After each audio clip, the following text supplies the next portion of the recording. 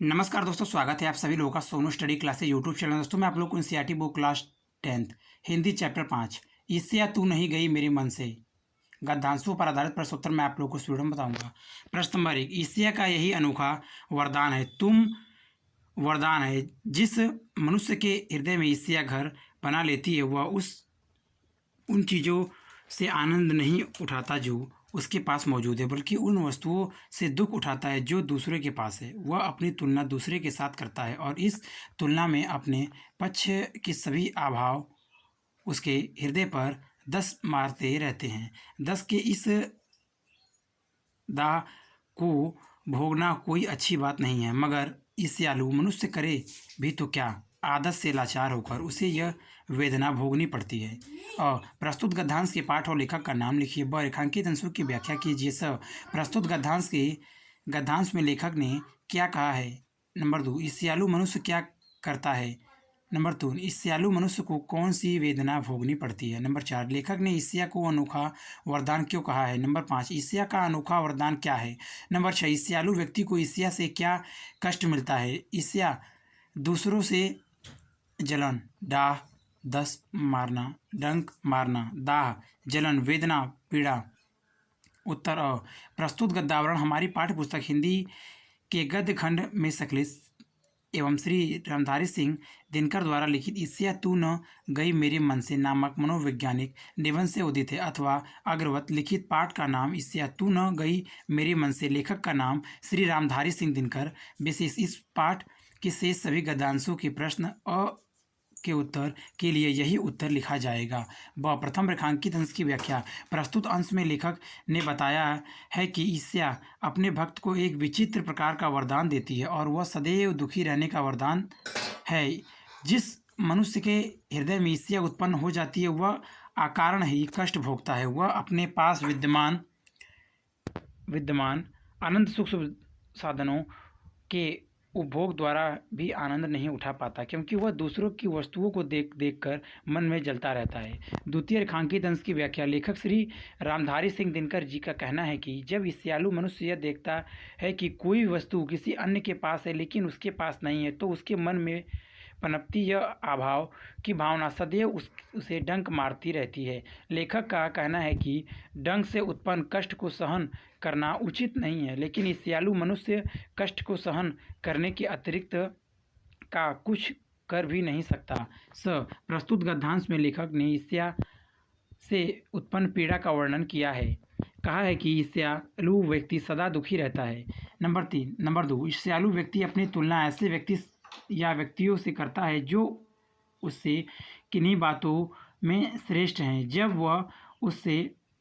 जब देखता है कि अमुक वस्तु उसके पास है तो लेकिन उसके पास नहीं है, जब वह स्वयं को हीन समझने लगता है, अपने अभाव उसे खटकने लगते हैं, वह अपने पास मौजूद वस्तुओं अथवा संसाधनों का भी आनंद नहीं ले पाता।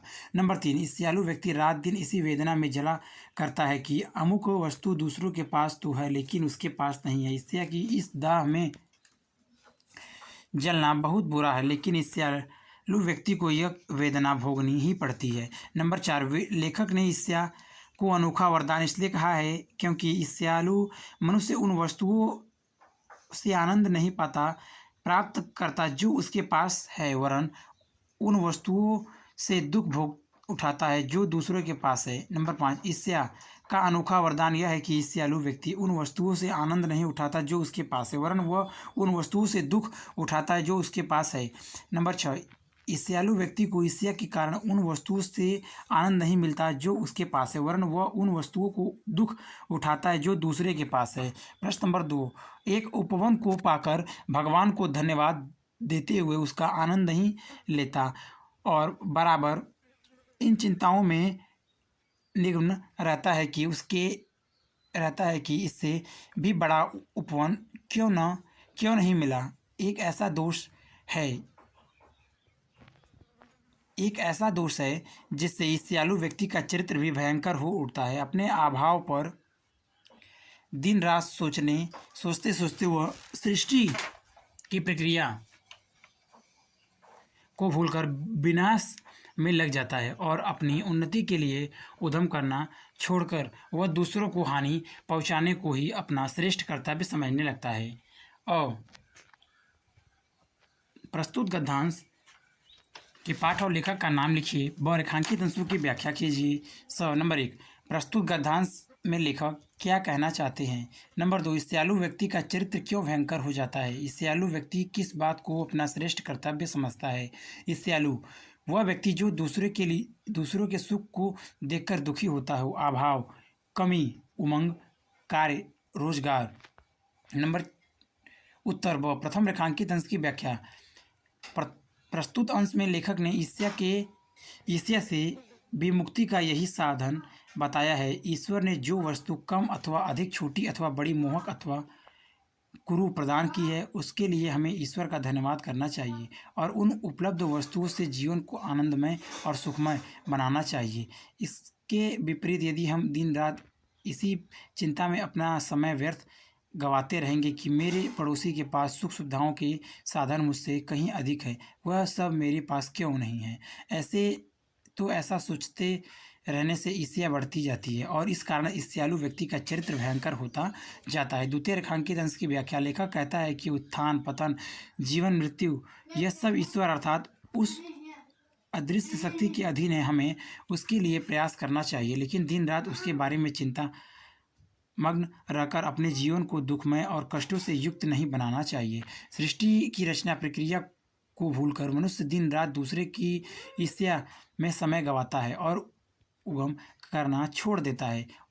वह इसी मंथन में लगा रहता है कि मैं अमुक व्यक्ति को किस प्रकार हानि पहुंचा सकता हूं। इसी कार्य को वह अपने जीवन का श्रेष्ठ कर्तव्य समझने लगता है, जो कि एक संकीर्ण विचारधारा है। इससे ऊपर उठकर व्यक्ति को सबके हित की सोच रखनी चाहिए। प्रस्तुत गद्यांश में लेखक कहना चाहता है कि ईश्वर ने हमें उपभोग के योग जो वस्तुएं प्रदान की हैं, उन्हीं का उपभोग कर जीवन का आनंद उठाना चाहिए। नंबर 2, ईर्ष्यालु व्यक्ति का चरित्र इसलिए भयंकर हो जाता है क्योंकि वह लगातार इन चिंताओं में डूबा रहता है कि उसे अमुक वस्तु से अच्छी वस्तु क्यों नहीं मिली। इस कारण वह उन वस्तुओं को भी आनंद नहीं ले पाता जो उसे प्राप्त है। नंबर 3, ईर्ष्यालु व्यक्ति यह कभी भी विचार नहीं करता कि सृष्टि की संपूर्ण रचना ईश्वर के अधीन है। वह अपनी कमी को सोचते विनाश में लग जाता है। अपनी उन्नति के लिए वह कदापि प्रयत्न नहीं करता, वरन दूसरों को कैसे हानि पहुंचा सकता है इसी को अपना सर्वश्रेष्ठ कर्तव्य समझता है। प्रश्न नंबर 3, ईर्ष्या की बड़ी बेटी का नाम निंदा है। जो व्यक्ति ईर्ष्यालु होता है वही बुरे किस्म का निंदक भी होता है। दूसरे को निंदा वह इसलिए कहता है कि इस प्रकार दूसरे लोग, जनता अथवा मित्रों की आंखों से गिर जाएगा और जो स्थान रिक्त होगा उस पर मैं अनायास ही बैठा दिया जाऊंगा। और प्रस्तुत गद्यांश के पाठ और लेखक का नाम लिखिए व रेखांकित अंश की व्याख्या कीजिए। नंबर 1, ईर्ष्यालु व्यक्ति दूसरों की निंदा क्या सोचकर करता है। नंबर 2, ईर्ष्या के साथ और कौन से अवगुण पनपते हैं। नंबर 3, ईर्ष्यालु और निंदक का क्या संबंध है। निंदा बुराई करने वाला, अनायास बिना श्रम के। उत्तर ब, रेखांकित अंश की व्याख्या। दिनकर जी का मत है कि जैसे ही हमारे मन में ईर्ष्या की भावना जन्म लेती है, जैसे ही निंदा की भावना भी उत्पन्न हो जाती है। इसलिए निंदा को ईर्ष्या की बड़ी बेटी अथवा पहली संतान कहा गया है। जो व्यक्ति किसी के प्रति ईर्ष्यालु होता है वह अत्यंत बढ़ा चढ़ाकर उसकी बुराई करता है। उसकी बुराई करने में उसे आनंद का अनुभव होता है। वह चाहता है कि अन्य लोग भी उस व्यक्ति की बुराई करें। उसके निंदा करने का उद्देश्य यह होता है कि वह व्यक्ति दूसरे लोगों की दृष्टि से गिर जाए। जब वह व्यक्ति जिसकी वह निंदा कर रहा है अपने मित्रों अथवा समाज के लोगों की नज़रों से गिर जाएगा तो उसके द्वारा किए गए रिक्त और उच्च स्थान पर वह बिना परिश्रम के अधिकार कर लेगा। ईर्ष्यालु व्यक्ति दूसरों की निंदा यह सोचकर करता है कि जब निंदित व्यक्ति समाज की नज़रों से गिर जाएगा तब उसके स्थान पर वह स्वयं विराजमान हो जाएगा।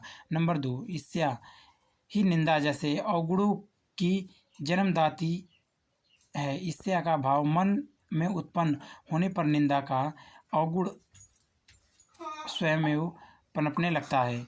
नंबर 3, ईर्ष्यालु और निंदक की जनक जन्म देने वाला और जन्म लेने वाला का संबंध है। दूसरे शब्दों में ईर्ष्या का भाव मन में उत्पन्न होने पर निंदा का अवगुण स्वयं पनप जाता है। प्रश्न नंबर 4, मगर ऐसा न आज तक हुआ है और न होगा। दूसरों को गिराने की कोशिश तो अपने को बढ़ाने की कोशिश नहीं कही जा सकती। एक बात और है कि संसार में कोई भी मनुष्य निंदा से नहीं गिरता, उसके पतन का कारण सद्गुणों का हाथ से होता है। इसी प्रकार कोई भी मनुष्य दूसरों की निंदा करने से अपनी उन्नति नहीं कर सकता। उन्नति तो उसकी तभी होगी जब वह अपने चरित्र का निर्मल बनाए तथा अपने गुणों का विकास करे। और प्रस्तुत गद्यांश के पाठ और लेखक का नाम लिखिए व रेखांकित अंश की व्याख्या कीजिए। नंबर 1, किसी व्यक्ति की उन्नति कैसे हो सकती है। नंबर 2, कौन सी बात है जो आज तक न हुई है और न होगी। नंबर 3, प्रस्तुत गद्यांश में लेखक क्या कहना चाहता है। उत्तर व रेखांकित अंश की व्याख्या। लेखक का कथन है कि जो व्यक्ति ऊंचा उठना चाहता है वह अपने ही अच्छे कर्मों से ऊंचा उठ सकता है। दूसरों की निंदा आदि करके कभी कोई ऊपर नहीं उठ सकता। यदि किसी व्यक्ति का पतन होता है तो किसी की निंदा से नहीं अपितु उसके अच्छे गुणों से नष्ट हो जाने के कारण होता है। इसलिए उन्नति के लिए आवश्यक है कि मनुष्य निंदा करना छोड़ दे और अपने चरित्र को स्वच्छ बनाए तथा अपने अंदर मानवीय गुणों का विकास करे। नंबर 1, प्रस्तुत गद्यांश में लेखक का कहना है कि व्यक्ति अपने अंतगुणों का विकास करके ही उन्नति कर सकता है, निंदा से दूसरों को गिराकर नहीं हो सकती। नंबर 2, दूसरों को नीचा दिखाने के प्रयास द्वारा स्वयं को ऊंचा उठाने की प्रक्रिया न आज तक सफल हुई है और न होगी। नंबर 3, किसी व्यक्ति की उन्नति तभी हो सकती है जब वह अपने चरित्र को निर्मल बनाए तथा अपने अंदर सद्गुणों का विकास करेगा। प्रश्न नंबर 5, ईर्ष्या का काम जलाना है, मगर सबसे पहले वह उसी को जलाती है जिसके हृदय में उसका जन्म होता है। आप भी ऐसे बहुत से लोगों को जानते होंगे जो ईर्ष्या और देश की साकार मूर्ति है और जो बराबर इस फिक्र में लगे रहते हैं कि कहाँ सुनने वाला मिले और अपने दिल का गुम्बार निकालने का मौका मिले। श्रोता मिलते ही उनका ग्रामोफोन बजने लगता है और वह बड़ी ही होशियारी के साथ एक एक कांड इस ढंग से सुनाते हैं मानो विश्व कल्याण को छोड़कर उनका और कोई ध्येय नहीं हो। अगर जरा उनके अपने इतिहास को देखिए और समझने की कोशिश कीजिए कि जब उन्होंने इस सुकर्म का आरंभ किया है तब से वह अपने क्षेत्र में आगे बढ़े हैं या पीछे हटे हैं। यह भी कि वह निंदा करने में स्वयं वह शक्ति का अपव्यय नहीं करते हैं तो आज इनका स्थान कहाँ होता। और प्रस्तुत गद्यांश के पाठ और लेखक का नाम लिखिए व रेखांकित अंश की व्याख्या कीजिए। नंबर 1, ईर्ष्या का काम क्या है, वह सबसे पहले किसे जलाती है। नंबर 2, ईर्ष्यालु व्यक्ति के चरित्र का अध्ययन करने पर क्या निष्कर्ष निकलता है। नंबर 3, उपयुक्त गद्यांश में ईर्ष्यालु व्यक्ति की मनोदया कैसी बताई गई है। श्रोता, सुनने वाला, सुकर्म, अच्छा कर्म। यहाँ पर लक्षणा शब्द शक्ति से दुष्कर्म, अपयश, निर्थक वे। उत्तर ब, प्रथम रेखांकित अंश की व्याख्या। लेखक का कथन है कि ईर्ष्यालु व्यक्ति किसी सुनने वाले से मिलते ही ग्रामोफोन के रिकॉर्ड की भांति बजने लगते हैं और किसी अन्य के प्रति अपने हृदय की ईर्ष्या के गुम्बार को निकालना शुरू कर देते हैं। बड़ी चतुरता के साथ वह अपनी कथा को विभिन्न अध्यायों में विभक्त कर प्रत्येक अध्याय की कथा को इस प्रकार सुनाते हैं मानो वह यह कार्य विश्व कल्याण की भावना से कर रहे हों और इसके अतिरिक्त उनका कोई अन्य उद्देश्य ही न हो। द्वितीय रेखांकित अंश की व्याख्या। लेखक ने ऐसे व्यक्तियों को दयनीय समझते हुए कहा है कि यदि ऐसे व्यक्तियों पर ध्यान दें और उनके संदर्भ में यह निष्कर्ष निकालने का प्रयत्न करें कि जब से उन्होंने ईर्ष्या में जलना प्रारंभ किया है तब से वे स्वयं कितना आगे बढ़े हैं तो हमें ज्ञान तो होता है कि उनकी अवनति ही हुई है। यदि वह निंदा कार्य में समय नष्ट न करके स्वयं उन्नति के मार्ग पर बढ़ते तो निश्चित ही प्रगति कर गए होते। लेखक का मत है कि ऐसे लोग अपनी शक्ति का अपव्यय कर अपनी ही हानि करते हैं। नंबर 1, ईर्ष्या का काम है जलाना। ईर्ष्या सबसे पहले उस व्यक्ति को जलाती है जिसके हृदय में उसका जन्म होता है। ईर्ष्यालु व्यक्ति किसी सुनने वाले के मिलते ही जिस व्यक्ति से वह ईर्ष्या करता है उसकी किसी अच्छी बात को भी बुराई के दृष्टिकोण से विस्तार पूर्वक सुनाने लगता है। नंबर 2, ईर्ष्यालु व्यक्ति के चरित्र का अध्ययन करने पर यह निष्कर्ष निकलता है कि जब से उसने ईर्ष्या में जलना शुरू किया है तब से उसकी प्रगति पूर्णतः अवरुद्ध हो गई है। नंबर 3, प्रस्तुत गद्यांश में ईर्ष्यालु व्यक्ति की मनोदया के संबंध में बताया गया है कि वह सदैव इस बात का अवसर ढूंढता रहता है कि श्रोता मिलते ही वह उस व्यक्ति की बुराई करना शुरू कर दे जिससे वह ईर्ष्या करता है। प्रश्न नंबर 6, चिंता को लोग चिंता कहते हैं। जिसे किसी प्रचंड चिंता ने पकड़ लिया है उस बेचारे की ज़िंदगी ही खराब हो जाती है। किंतु इससे अशायद चिंता से भी बदतर चीज़ है क्योंकि वह मनुष्य के मौलिक गुणों को ही कुंठित बना डालती है। और प्रस्तुत गद्यांश के पाठ और लेखक का नाम लिखिए। ब, रेखांकित अंश की व्याख्या कीजिए। नंबर 1, ईर्ष्यालु और चिंतातुर व्यक्ति में कौन अधिक बुरा है और क्यों? नंबर 2, चिंता को लोग चिंता क्यों कहते हैं? प्रचंड, तीव्र,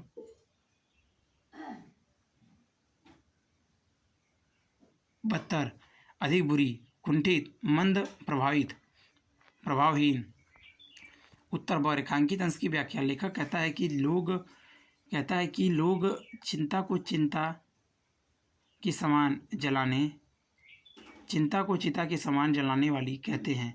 चिता तो मृतदेह को ही जलाती है परंतु चिंता जीवित व्यक्ति को ही जला देती है। चिंतित मनुष्य का जीवन अत्यधिक कष्टप्रद अवश्य हो जाता है किंतु ईर्ष्या उससे भी अधिक हानिकारक है क्योंकि वह दया, प्रेम, उदारता जैसे मानवीय गुणों को ही नष्ट कर देती है। इन गुणों के बिना मनुष्य का जीवन ही व्यर्थ हो जाता है। नंबर 1, चिंताग्रस्त व्यक्ति का जीवन खराब हो जाता है लेकिन ईर्ष्यालु व्यक्ति उससे भी अधिक बुरा है क्योंकि ईर्ष्या तो व्यक्ति के मौलिक गुणों को ही समाप्त कर देती है। नंबर 2, चिंता को लोग चिता इसलिए कहते हैं क्योंकि चिंता भी व्यक्ति को चिता के समान ही जला डालती है।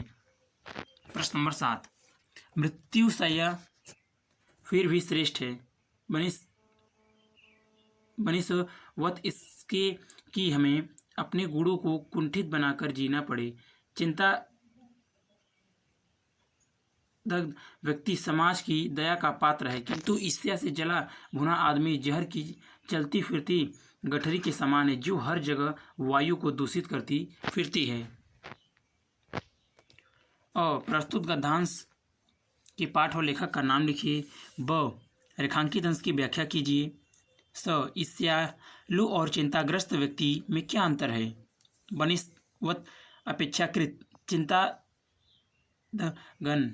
चिंता से जला हुआ। उत्तर ब, रेखांकित अंश की व्याख्या। लेखक का कथन है कि मनुष्य की मानवता उसके नैतिक गुणों से प्रकट होती है। जिस व्यक्ति में प्रेम, दया, सहानुभूति, परोपकार, त्याग जैसे मानवीय गुण न हो वह मनुष्य नहीं होता। ईर्ष्या ही वह विष है जो मनुष्य के इस मानवीय गुणों को नष्ट कर उसका जीवन व्यर्थ कर देती है। ऐसे जीवन से तो मृत्यु कहीं अधिक अच्छी है। चिंतित व्यक्ति किसी दूसरे का कुछ नुकसान नहीं करता इसलिए समाज के लोग उस पर दया भी दिखा सकते हैं पर ईर्ष्या करने वाले पर कोई दया नहीं दिखाता क्योंकि उसका विचार ही पर पीड़क होता है। वह स्वयं जहर की पोटरी की तरह सारे समाज को दूषित करता है तथा दूसरों की निंदा करके समाज का वातावरण गंदा करता रहता है। चिंताग्रस्त व्यक्ति स्व पीड़क होता है। वह किसी दूसरे का कोई नुकसान नहीं करता लेकिन ईर्ष्यालु व्यक्ति पर पीड़क होता है। वह विष की चलती फिरती ऐसी गठरी के समान होता है जो जहाँ भी रहती है वहाँ के वातावरण को दूषित करती रहती है। प्रश्न नंबर 8, ईर्ष्या मनुष्य का चारित्रिक दोष नहीं है। प्रत्येक इससे मनुष्य के आनंद में भी बाधा पड़ती है। जब भी मनुष्य के हृदय में ईर्ष्या का उदय होता है सामने का सुख उसे मंदिर सा दिखने लगता है। बच्चियों के गीत में जादू नहीं रह जाता और फूल तो ऐसे हो जाते हैं मानो वे देखने के योग्य ही न हो। और प्रस्तुत गद्यांश के पाठ और लेखक का नाम लिखिए व रेखांकित अंश की व्याख्या कीजिए। ईर्ष्यालु व्यक्ति किन सुखों से वंचित हो जाता है? नंबर 2, ईर्ष्यालु व्यक्ति का सबसे बड़ा पुरस्कार क्या है? प्रतीक वरण अपितु मंदित मध्यम हल्का। व रेखांकित अंश की व्याख्या।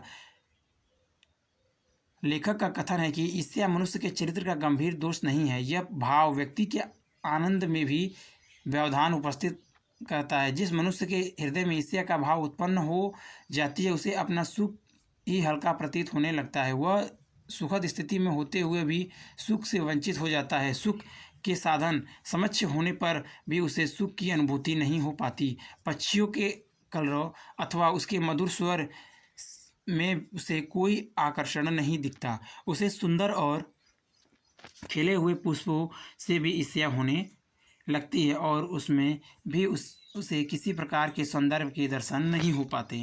नंबर 1, ईर्ष्यालु व्यक्ति सुख के समस्त साधन सम्मुख होने पर भी सुख का अनुभव नहीं कर पाता। वह आत्मिक सुख से वंचित होने के साथ साथ प्राकृतिक संदर्भ का भी आनंद नहीं उठा पाता।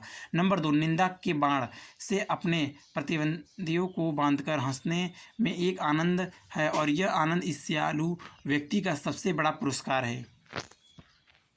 प्रश्न नंबर 9, आप कहेंगे कि निंदा के बाण से अपने प्रतिद्वंदियों को बांधकर हंसने में एक आनंद है और यह आनंद ईर्ष्यालु व्यक्ति का सबसे बड़ा पुरस्कार है। मगर यह हंसी मनुष्य की नहीं राक्षस की हंसी होती है और यह आनंद भी दैत्यों का आनंद होता है। और प्रस्तुत गद्यांश के पाठ और लेखक का नाम लिखिए व रेखांकित अंश की व्याख्या कीजिए। नंबर 1, प्रस्तुत गद्यांश में लेखक क्या कहना चाहता है? नंबर 2, ईर्ष्यालु व्यक्ति की हंसी और आनंद कैसा होता है? प्रतिद्वंदी विरोधी। उत्तर व रेखांकित अंश की व्याख्या। प्रस्तुत गद्य अंश में लेखक ने बताया है कि प्राय निंदा करने वाला अपने कटु वचन रूपी बाणों से अपने प्रतिद्वंदी को घायल कर हंसता है और आनंदित होता है। वह समझता है कि उसने निंदा करके अपने प्रतिद्वंदी को दूसरों की दृष्टि से नीचे गिरा दिया है और अपना स्थान दूसरों की दृष्टि में ऊंचा बना लिया है। इसलिए वह प्रसन्न होता है और इसी प्रसन्नता को प्राप्त करना उसका लक्ष्य होता है। किंतु सच्चे अर्थ में ईर्ष्यालु व्यक्ति ही यह हंसी और यह क्रूर आनंद उसमें छिपे राक्षस की हंसी और आनंद है। यह न तो मनुष्यता की हंसी है और न ही मानवता का आनंद। नंबर 1, प्रस्तुत गद्यांश में लेखक कहना चाहता है कि ईर्ष्यालु व्यक्ति राक्षस के समान होता है। नंबर 2, ईर्ष्यालु व्यक्ति की हंसी और आनंद सामान्य मनुष्य की हंसी और आनंद की जैसी नहीं होती वरन उसकी हंसी राक्षस की हंसी के समान और आनंद दैत्यों के आनंद के समान होता है। प्रश्न नंबर 10, ईर्ष्या का संबंध प्रतिद्वंदिता से होता है क्योंकि भिखमंगा करोड़पति से ईर्ष्या नहीं करता। यह एक ऐसी बात है जो ईर्ष्या के पक्ष में भी पड़ सकती है क्योंकि प्रतिद्वंदिता से मनुष्य का विकास होता है। किंतु अगर आप संसार व्यापी स्वयं चाहते हैं तो आप अरसेल के मतानुसार शायद नेपोलियन से स्पर्धा करेंगे। मगर याद रखिए कि नेपोलियन भी सीजर से स्पर्धा करता था और सीजर सिकंदर से तथा सिकंदर हरकुलिस से। और प्रस्तुत गद्यांश के पाठ और लेखक का नाम लिखिए व रेखांकित अंश की व्याख्या कीजिए। यश की इच्छा रखने वाले व्यक्ति को क्या करना चाहिए? क्या करना चाहिए? नंबर 2, प्रस्तुत गद्यांश में लेखक ने ईर्ष्या के संबंध में कौन सी सकारात्मक बात कही है? नंबर 3, विश्वव्यापी प्रसिद्धि के इच्छुक व्यक्ति किससे स्पर्धा करेंगे और उन्हें क्या याद रखना चाहिए? नंबर 4, प्रतिद्वंदिता से क्या लाभ होता है? उत्तर व रेखांकित अंश की व्याख्या। लेखक का कहना है कि ईर्ष्या मनुष्य का चारित्रिक दोष है क्योंकि यह आनंद में बाधा पहुंचाती है, किंतु यह एक दृष्टि से लाभदायक भी हो सकती है क्योंकि ईर्ष्या के आनंद प्रतिद्वंदित का भाव निहित होता है। ईर्ष्या वश मनुष्य किसी दूसरे से स्पर्धा करता है और इसके कारण वह अपने जीवन स्तर को विकसित करता है। यहाँ यह बात विचार करने योग्य है कि यह स्पर्धा समान स्तर से नहीं अपितु अपने से कुछ अधिक स्तर रखने वाली व्यक्ति से की जानी चाहिए। यही कारण है कि भिक्षावृत्ति पर जीवन यापन करने वाला व्यक्ति किसी करोड़पति से ईर्ष्या नहीं करता। स्पर्धा या प्रतिद्वंदिता से संबंध यही एक बात ईर्ष्या को उचित भी ठहरा सकती है, क्योंकि स्पर्धा से ही कोई भी मनुष्य उन्नति के पथ पर अग्रसर होता है। नंबर 1, यश की इच्छा रखने वाले व्यक्ति को अपने से कुछ अधिक स्तर रखने वाले व्यक्ति से स्पर्धा अथवा प्रतिद्वंदिता करनी चाहिए, क्योंकि सार्थक प्रतिद्वंदिता के व्यक्ति उन्नति के पथ पर अग्रसर होता है। नंबर 2, प्रस्तुत गद्यांश में लेखक ने ईर्ष्या के संबंध में एक सकारात्मक बात कही है, और वह है उसमें निहित प्रतिद्वंदिता की भावना, जो मनुष्य को विकास की ओर ले जाती है। नंबर 3, यदि कोई व्यक्ति विश्वव्यापी प्रसिद्धि प्राप्त करना चाहता है तो उसे नेपोलियन जैसे महत्वाकांक्षी शासक से स्पर्धा करनी होगी, ऐसा विद्वान रसेल का मत है। इसके साथ ही उसे यह बात भी याद रखनी चाहिए कि नेपोलियन जूलियस सीजर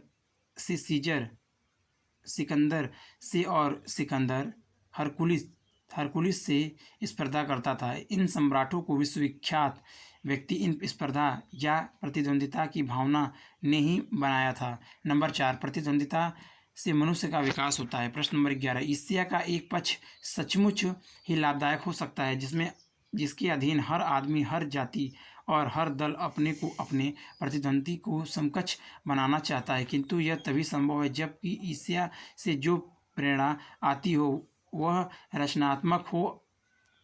अक्सर तो ऐसा ही होता है कि ईर्ष्यालु व्यक्ति यह महसूस करता है कि कोई चीज़ है जो उसके भीतर नहीं है, कोई वस्तु है जो दूसरों के पास है, किंतु वह यह नहीं समझ पाता कि इस वस्तु को प्राप्त कैसे करना चाहिए, और गुस्से में आकर वह अपने किसी पड़ोसी मित्र या समकालीन व्यक्ति को अपने से श्रेष्ठ मानकर उससे जलने लगता है, जबकि यह लोग भी अपने आपसे शायद वैसे ही असंतुष्ट हो।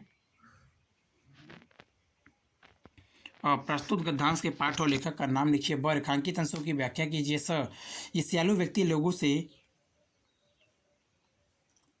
क्यों ईर्ष्या करने लगते हैं। नंबर 2, ईर्ष्या का लाभदायक पक्ष क्या है और यह कैसे संभव है। नंबर 3, प्रस्तुत गद्यांश में लेखक द्वारा बताए गए ईर्ष्या की उन्नति के कारण को स्पष्ट कीजिए। पक्ष, पहलू, समकक्ष, समान, समकालीन, अपने समय के। उत्तर ब, प्रथम रेखांकित अंश की व्याख्या। लेखक का कथन है कि ईर्ष्या का भाव अनेक दृष्टियों से हानिकारक तो है, परंतु इसका एक लाभदायक पहलू भी है। वह लाभदायक पहलू यह है कि प्रत्येक व्यक्ति, प्रत्येक जाति अथवा प्रत्येक दल में अपने प्रतिद्वंदित को देखकर यह विचार उत्पन्न होता है कि वह किसी अपने प्रतिद्वंदित के समान बने और उसके लिए जो भी प्रयास अपेक्षित हो उन प्रयासों की ओर प्रवृत्त हो, परंतु यह तब तक संभव नहीं हो सकता जब तक ईर्ष्या से प्राप्त होने वाली प्रेरणा ध्वंसात्मक होने के स्थान पर रचनात्मक हो। द्वितीय रेखांकित अंश की व्याख्या। लेखक श्री दिनकर जी का कहना है कि प्राय ऐसा ही देखने में आता है कि किसी प्रतिद्वंदी को देखकर व्यक्ति अपनी योग्यता, गुण, कौशल अथवा साधनों की वृद्धि अथवा विकास करने के स्थान पर दूसरों में ही उसके अभाव की कामना करने लगता है। उसे ईर्ष्यावश दूसरे की सार्थकता और अपनी असमता की अनुभूति होती रहती है। उसे यह बोध नहीं हो पाता कि वह दूसरों की स्मृति से ईर्ष्या करने के स्थान पर अपने अभावों की पूर्ति किस प्रकार करेंगे। अपनी अभावस्था पर दुखी और क्रोधित होकर तथा किसी भी व्यक्ति को अपने से अधिक उत्तम मानकर वह उससे ईर्ष्या करने लग जाता है, जबकि संभवतः है कि जिस व्यक्ति से वह ईर्ष्या कर रहा है वह भी अपने किसी अभाव के कारण स्वयं को संतुष्ट न हो। नंबर 1, ईर्ष्यालु व्यक्ति लोगों से इसलिए ईर्ष्या करने लगता है कि क्योंकि वह यह नहीं समझ पाता कि जो व्यक्ति दूसरों के पास है और उसके पास नहीं है वह उसे किस प्रकार प्राप्त कर सकता है। नंबर 2, ईर्ष्या का एक लाभदायक पक्ष यह है कि प्रत्येक व्यक्ति और प्रत्येक जाति में अपने प्रतिद्वंद्वी को देखकर यह विचार उत्पन्न होता है कि वह भी अपने प्रतिद्वंद्वी के समान बने और इसके लिए अपेक्षित प्रयासों की ओर प्रवृत्त हो।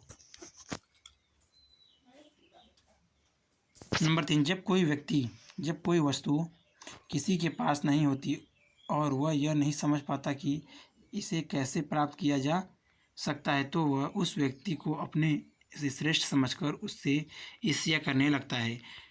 प्रश्न नंबर 12, तो ईर्ष्यालु लोगों से बचने का क्या उपाय है? नित्शे कहता है कि बाजार की मक्खियों को छोड़कर एकांत की ओर भागो। जो कुछ भी अमर तथा महान है उसकी रचना और निर्माण बाजार तथा स्वयं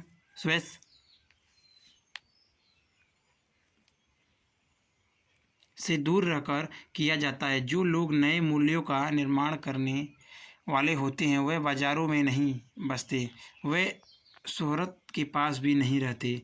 जहाँ बाजार की मक्खियाँ नहीं भिनकती वहाँ एकांत है। यह तो हुआ ईर्ष्यालु लोगों से बचने का उपाय। किंतु ईर्ष्या से आदमी कैसे बच सकता है?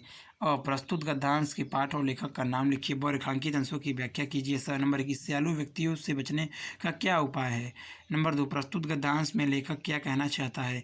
बाजार की मक्खियाँ से क्या आश्चर्य, स्पष्ट कीजिए। नंबर 3, नए मूल्यों का निर्माण करने वाले लोग कहाँ नहीं रहते हैं? नित्शे यूरोप का एक प्रसिद्ध दार्शनिक, विद्वान व लेखक। शोहरत, यश, प्रसिद्धि। उत्तर ब, प्रथम रेखांकित अंश की व्याख्या। लेखक ईर्ष्यालु व्यक्तियों से दूर रहने की सलाह देता है। प्रसिद्ध दार्शनिक नित्शे ने ईर्ष्यालु व्यक्तियों को बाजार की मक्खियाँ कहा है। जिस प्रकार मक्खियाँ गंदगी पर बैठकर बीमारियां फैलाती हैं, उसी प्रकार ईर्ष्यालु लोग दूसरों की निंदा कर समाज के वातावरण में जहर घोलकर उसे प्रदूषित करते हैं। यदि मनुष्य अपने जीवन में कोई श्रेष्ठ कार्य करना चाहता है तो उसे एकांत स्थान में जाना चाहिए जहाँ यह लोग न पहुँच सके। द्वितीय रेखांकित अंश की व्याख्या। लेखक श्री रामधारी सिंह दिनकर जी कहते हैं कि ईर्ष्यालु लोगों के साथ रहकर श्रेष्ठ नए सामाजिक मूल्यों को निर्माण अथवा कोई भी महान कार्य नहीं किया जा सकता। रचनात्मक महान कार्य भीड़ से दूर रहकर ही किए जाते हैं। महान कार्य करने के लिए प्रसिद्धि के लोभ को छोड़ना पड़ता है। जो व्यक्ति समाज के नए मूल्यों का निर्माण करते हैं वह बाजार जैसे प्रतिस्पर्धा के स्थानों से दूर रहते हैं। नित्शे के अनुसार एकांत स्थान वही है जहाँ यह बाजार की मक्खियाँ ईर्ष्यालु लोग नहीं होती हैं। नंबर 1, ईर्ष्यालु व्यक्तियों से बचने का एकमात्र उपाय उनसे दूर रहना है, अर्थात व्यक्तियों को ऐसे स्थान में रहना चाहिए जहाँ ईर्ष्यालु लोग न पहुँच सकें। नंबर 2, प्रस्तुत गद्यांश में प्रसिद्ध दार्शनिक नित्शे ने मत का उल्लेख करते हुए लेखक ने ईर्ष्यालु व्यक्ति से दूर रहने की सलाह दी है और कहा है कि विश्व में जो भी महान कार्य हुए हैं वह सभी एकांत सेवियों ने ही किए हैं। नंबर 3, नित्शे के अनुसार बाजार की मक्खियों से आश्चर्य ईर्ष्यालु व्यक्तियों से है। जिस प्रकार मक्खियाँ मिठाई के आसपास भिनभिनाती रहती हैं, उसी प्रकार ईर्ष्यालु व्यक्ति यश रूपी मिठाई अर्थात यशस्वी लोगों के आसपास भिनभिनाते रहते हैं और मौका मिलते ही उनकी निंदा करते हैं और समाज के वातावरण में जहर घोलकर उसे प्रदूषित करते हैं। नंबर 4, नए मूल्यों का निर्माण करने वाले लोग बाजार जैसे प्रतिस्पर्धा के स्थान से और शोहरत से दूर रहते हैं। प्रश्न नंबर 13, ईर्ष्या से बचने का उपाय मानसिक अनुशासन है।